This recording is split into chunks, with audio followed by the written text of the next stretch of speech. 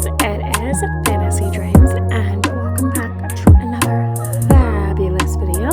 So today I will be talking about my series, Restoring Order, and all of that jazz. So let's get started. So I will be trying to convince you to read my series, and I will be telling you about the characters, the plot, and everything about just this whole entire series. So basically this series starts off in this kingdom.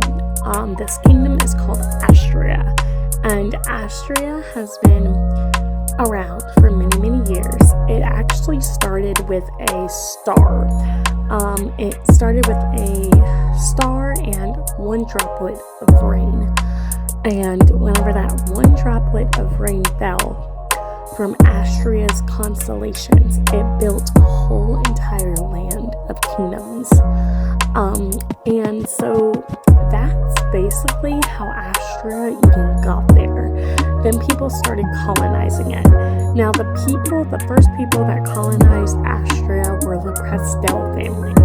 So the Prestel family came to it and saw that Astria was really cool.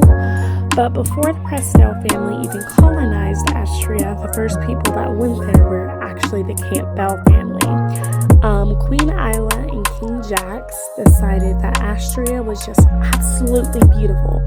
They wanted to stay in Astria. They saw that it was a great place for their kingdom's people to thrive, for them to start a family in, and they just thought Astria was just absolutely stunning. So, what did Queen Isla and King Jax do? So, Queen Isla and King Jax are actually the main characters' father and mother. And so, Queen Isla and King Jax, like I said, they saw that Astria was stunning and beautiful. And so, they colonized it. They were the first people to find their castle. Since they found it first, I thought it was only fitting for them to be able to decide which kingdom goes to which people, like which person. And so whenever other people started showing up in Astria, they told them how Astria was founded, and they basically laid down the rules and everything of how Astria would be ran, and sorry about my English here, how Astria would basically be ran. And so the kingdoms grew and grew and grew, and people just colonized. Like I said, people just ran over to Astria and were like, this is a great land, we want to colonize here. And so whenever all these kingdoms were set in stone, everybody was doing really good. The villagers were making money off their market stands. People running water was really good. Water quality, air quality, everything was good. Until one day a curse came into play. And this curse brought tornadoes out of complete nowhere. Hurricanes came out of complete nowhere. And really, it was a picture of chaos. And whenever hurricanes, rains and stuff were out of control, and when tornadoes and everything was like destroying the land, it was these farmers and everybody that was in these villages, they basically, their money went down, because crops started dying, and it was kind of very much like the Great Depression, in a way, because the market crashed, and in Restoring Order, the same thing kind of happened, but in a different way, in a fantasy type way, if you know what I mean. So the Great Depression is an example of restoring the order, what the people in Restoring the Order went through. But anyway, so it was like that. And so when the curse started, it was so sad. And so Isla was like, okay, you know what? This curse has been going on for years. We've tried to stop this curse, and I'm just sick and tired of this. So she eventually tells Jax, and she's like, hey, I have a really cool idea. What if we start a war college? Send these people to this war college to try to fight against this curse. Now, you can't really be fighting against a tornado because 9 times out of 10, you're probably going to lose that battle against a tornado. And so I was like, these people are fighting a curse, but what exactly are they fighting besides the curse? So here comes the Sensarians. Now, the Sensarians are dark-cloaked figures with glowing purple eyes. And they are the reason this curse is strong like it is. And so basically Queen Isla, which is the queen of Estella, she decides to make this war college. This war college would basically prepare these royals to go up against the Sensarians, which have been basically taking everything from Astria's people. And so whenever Ezzy, as I call her, but Renesmee, was born, she was the next in line to go against this curse. Now, before Ezzy was born, basically the townspeople, everybody that has been going up against this curse has died. So everybody has died, and now Renesmee is the next to go up against this curse. And so she's kind of like, I don't want to do this. I'm scared. I don't want to go up against this curse. And her mother, Isla, and her father, Jax, kind of just told her, hey, this is just the way it is. It's part of the whole entire royal, royal pledge. You pledge to help our kingdom. And she's like, I didn't pledge anything. I just became a princess because I was born in a royal bloodline. And he's like, well, it is what it is. I'm sorry, but you're the next to go in line. So she was like, she's frustrated, but she knows that her mother is just trying to make a better world for everybody, even though that her mother did put a lot of people's lives in risk of the curse. So a lot of people have died because of Isla. So that's why a lot of the royals there at the war college that you will see don't like Isla. They don't like her mother, and they don't like Jax. So they don't like the whole Campbell family, because that's simply the reason why they're there at that war college, is because of them. So Renesmee eventually starts this war college with her brother Declan. A little bit of a backstory here. So you'll find out eventually in the series that she has 2 other siblings. These other 2 siblings are missing. They don't know what happened to them. So that is a little mystery for y'all to uncover in the series as you read the story in order. But they don't know what happened to them. Sorry about that. My mom was calling me, but anyways, they don't know what happened to them. And so the 2 siblings that were with Renesmee and Declan, they're also related to them, obviously siblings, but they're actually, I think I'm gonna leave that part out. I'm gonna leave that up to you guys for a mystery too, so I'm not gonna reveal that to you in this video, but they are also siblings to them in a way. And so they don't know what happened to them. But anyways, Renesmee and Declan go to the war college. They meet up with all these fabulous people. Renesmee starts to develop feelings for these 2 guys. She gets into a love triangle. Along the way, though, she meets not Iris. Iris is not a character, but she meets this girl named I know this character. I know her. I promise you guys. I wrote this series. You're like, why are you forgetting your character's name? I don't know. But her name is Irina. Irina, that's her name. So she meets Irina, and Irina is one of her friends, and Dalton is also one of her friends.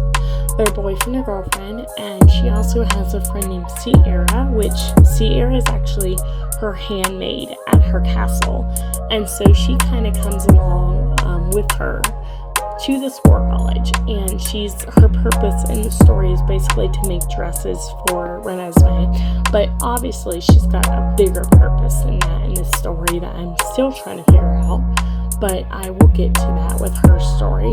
But yeah, so she goes with her to make dresses, and because in the series you'll see that they go through these 7 trials that prepare them to go up against these Censarians, but they also go to these lavish balls that they get to attend while trying to complete the 7 trials. So that's where that is at. And if you love triangles, enemies to lovers, friends to lovers, all of that, you will love this book series. Force proximity, I love creating series with that. I love triangles. I love triangles like Summer Rich and Pretty love triangles, spicy love triangles. I know a lot of you guys don't love triangles in your series, but I do. It makes it really interesting. It's also I also added a prophecy trophy. I cannot speak today, guys. I am so sorry, but I added a prophecy trope in there and all these other different tropes. So anyways, now I get to the good part in this video of, rather than just talking off your ear for a whole entire hour, I get to actually show you inside the book and what you will be expecting whenever you open this book. So first off, the first page is this, just as restoring the order. To restore the order, you must go through the 7 trials and make it back alive. So over here you have the Everheart tree. Now this is Selena. So Selena is Zedric and Xander. That is their mother. And then you have James, which is the father. Then you have this mysterious girl over here. I'm not going to reveal to you who it is in their family, but she's a mystery in itself. And you'll figure out who she is as a series progresses. But that is the Everheart tree. Then you have the Campbell family tree. You have Mama Isla, as I call her. You have King Jax. Over here, he's a mystery guy. You won't discover who he is until the series progresses. And then you have Renesmee. That is Declan. This is Cole, and this is Estella. Yes, and if you guys notice, the kingdom is named Estella, and it is named after her. So that is another mystery. This is the map of my series. This is Estella. So Estella's kingdom's is up here. Celestia is where Xander and Zedric are. Then you have Vasilia, Arcelia, Fairhaven. You have Ithorria, Endora, and you have Pocahontas. So that is that. And then you have more pictures of the fabulous Campbell family, because they are basically the heart and core apple, the core of the series, if you know what I mean. So you have Renesmee, Estella, like I said, you have Cole, you have Declan, you have Jax, and Isla. Then you have the fabulous table of contents, and the table of contents is really, really cool. It's really snazzy, I know. And yeah, just shows all of the titles and stuff that I have for these chapters. Anyway, on to the actual fun part. Then you have chapter 1, The Flames of the Curse, and this is a flashback to 12 days ago. So you will be basically back to 12 days ago. This is the first chapter that you will read, and it is about Xander and Zedric. And basically they are in this fire, and all you see is just flames. And it's basically their castle is burning down. And so they're trying to get every citizen in their castle out to safety. But meanwhile, while they're trying to do that, as you can see over here, capital letters, some drama happens. And Xander and Cedric are arguing. So they have a whole entire argument while the fire is raging. And yeah, they literally have like a 4-page, like 5-page argument over who is going to be the true rightful heir, like who's boss and who's not. So anyways, blah blah blah blah blah. That's the first chapter. And then you have chapter 2, A Flame of the New Beginning. And I thought A Flame of the New Beginning would be a perfect title for chapter 2 because, I mean, duh, like chapter 1 has to do with fire, so A Flame to a New Beginning would put a very cool spin on the first chapter, if you know what I mean. So, this second chapter is basically Declan and Renesmee are out sword fighting. It is, actually, it's cold. It's cold outside. And so it's really, really cold. So I have to change warm spring day because I don't want to confuse you guys whenever I say warm spring day and then you have another chapter that's winter. I don't want to confuse y'all with the seasons over here. So, but anyway, so it's in the dead of winter. They're sword fighting, and while they're sword fighting, they're having this fun brother and sister banter. And Declan apparently has a date that night with Sierra, and so Renesmee is trying to sword fight her way out of making a lot of sticky buns for their date. But yeah, anyway, so after their sword fight, their castle catches on fire. So it's just a fiery mess. So you get up to chapter 3 and they're in the castle. They're trying to get everyone out. And then the Xander shows up. And she remembers this boy from the market. And she's like, oh gosh. She's like, it's this guy again from the market. He's the one that stole my teddy bear when I was little. So anyways, my mom interferes again. But anyways, so she's like, oh gosh, this boy is back from the market. He stole my teddy bear when I was little. So she has this fun little banter with Xander over a bear that he stole when she was like, 4 years old, and she still has a grudge on this guy that stole her teddy bear when she was once again 4 years old. So she's kind of very frustrated about that. But anyways, so she's like, I hate him with every fiber of my being. And she, honestly guys, she does not hate Xander.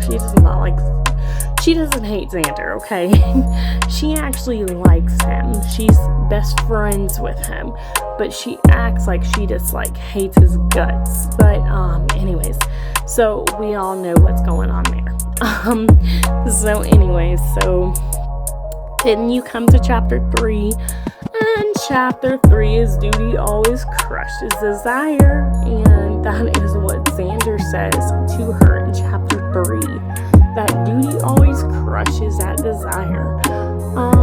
And so they're sitting down having dinner with Isla and Jax. And so the Everhards are invited to the Campbell family dinner. And Isla's like, oh my goodness, thank you so much for, coming over to our castle and helping our people. And they're like, you're welcome. And so they have a whole entire, talk there about, banter. They're talking about, their mother's pies and how they miss poor Selena. And they are just, banter. And so after the banter, the King Jax finally has to pop it to his daughter and say, Renesmee,